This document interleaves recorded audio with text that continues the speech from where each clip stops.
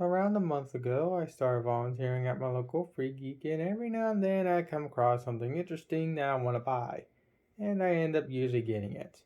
And this is one of those days.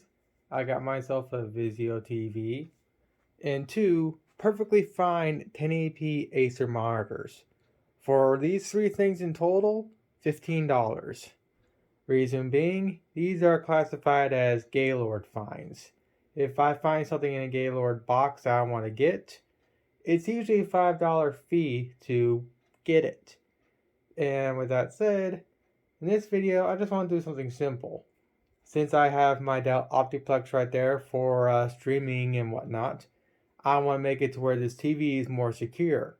Since this thing was a Gaylord find, I don't think the original feet for this TV were ever here, or maybe the people that actually do the teardowns and whatnot removed the feet for some weird reason before popping this thing into the Gaylord box.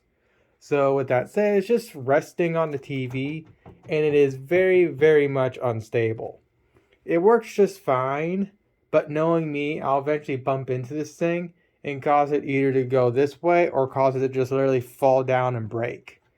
And considering this is a full 1080p panel for $5, I don't want to bust it. The only issue with this thing is there's just slight little scuffing on the screen, which is to be expected. And the speakers, they're hot ass. But luckily, due to the way this TV is designed, I can actually stick a little headphone jack. I can actually use headphones, where you can see the little audio jack right there. And I can use just standard PC speakers as speakers for this thing. That'll be down the road, but for right now, I just want to make something to where this thing is actually stable on my Dell Optiplex here. So I'm going to go out into the kitchen and get this video underway. Oh yeah, I do want to talk about this Acer monitor real quick. I did do a slight modification. I have a custom Dell stand on this monitor so I can have swiveling and up and down movement. And to attach it, all I did is just hot glue the living crap out of it on the back. And right now what I'm doing is I'm just making sure that that method I have is actually going to work, because this monitor will heat up and I need to make sure that over time the hot glue just doesn't just peel away, which I think it will eventually.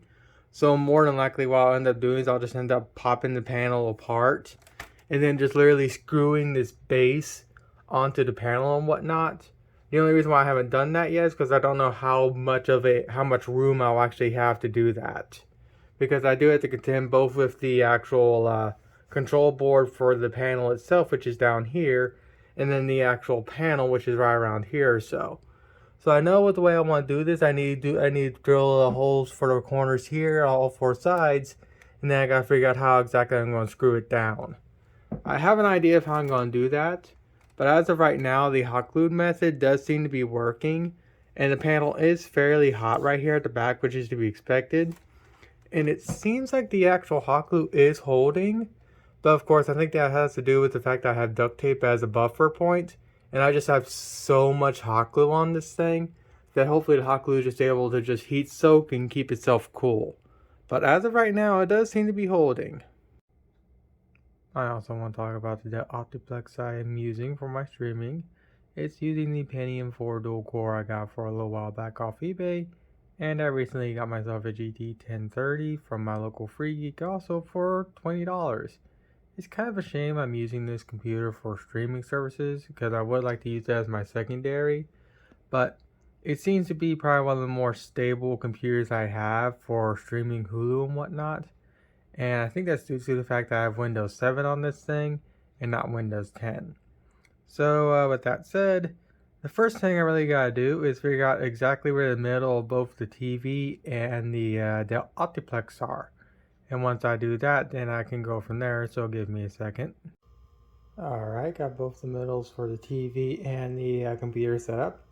And the other thing I did is I put some duct tape on both the computer and TV. That way, so when I go to actually hot glue these things down, they'll more or less adhere. And hopefully it'll help also to dissipate the heat that both the computer and the TV is going to produce. But seeing how much venting there is on the back here, it shouldn't hopefully get too hot. And since I'm using high temp hot glue instead of the low temp stuff, it should be able to withstand the heat of just a tad bit more. So as you can see, duct tape's here. And I did the same for the Optiplex right here. So the next thing I gotta do is I need to go and actually physically connect these two pieces together. And to do that, I need these two little sheets of foam, one little bit cut out here so I can have access to the I/O here, and then this one right here.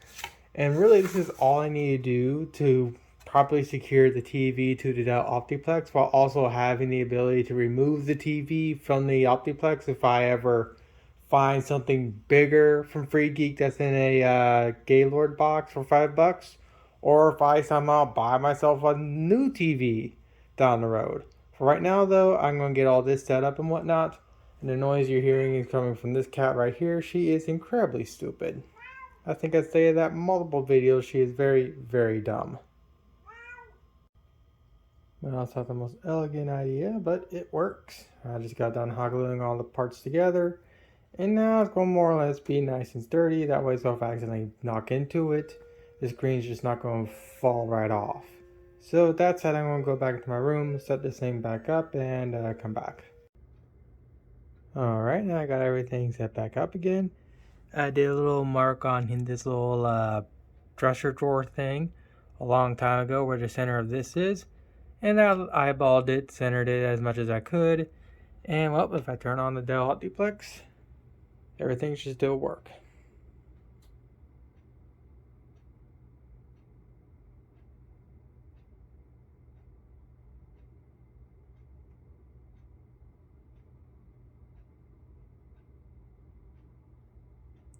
And just like that, it's now booting into Windows 7. And since I'm using this as a streaming machine, I want it as a lightweight OS as possible. And Windows 7 is the best option for this. Now, yes, I could use Linux, but I ain't. Linux is a joke.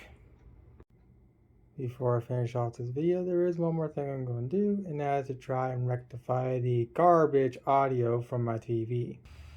And to do that, I'm going to be using these speakers right here. I'm currently spray painting the little outer housings that they're in, mainly because they're originally white, and of course they yellowed over time.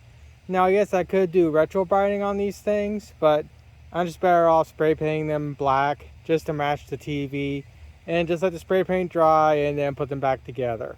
They're not going. I don't know how well they're going to sound, but I can probably tune them with the TV settings to make them sound a little more nicer. At the very least, they won't sound as tinny as the little tinny garbage speakers are in that Vizio, which is really surprising to me because I've had quite a few Vizio TVs in the past with fantastic audio, but this one here has ass audio. So I'll come back when I get all these dried up and put back together. And as you can tell, these are the actual speakers from those from the little chassis. These are not small or not garbled by any stretch of the imagination.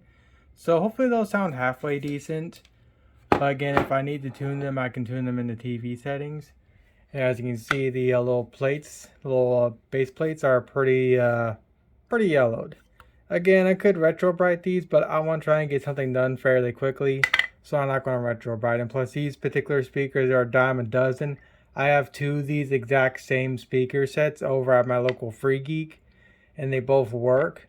But yeah. Alright, got the speakers all painted out and whatnot, and I got them all attached to the TV. For obvious reasons, I have it muted, but I did some tuning in the TV, and now I got them sounding the way I want. And the idea for those is just a simple amplifier right there. I have the audio jack for that going to the in. I have the two speakers wired, and I got a little simple 12-volt power source. I have this set up to maybe 10%, and I can easily control the volume with my remote and whatnot, and that's pretty much it for this TV. I can't go wrong, or can't be mad, or whatever you say, for a little $5 TV from my local Free Geek, and can't be more happier.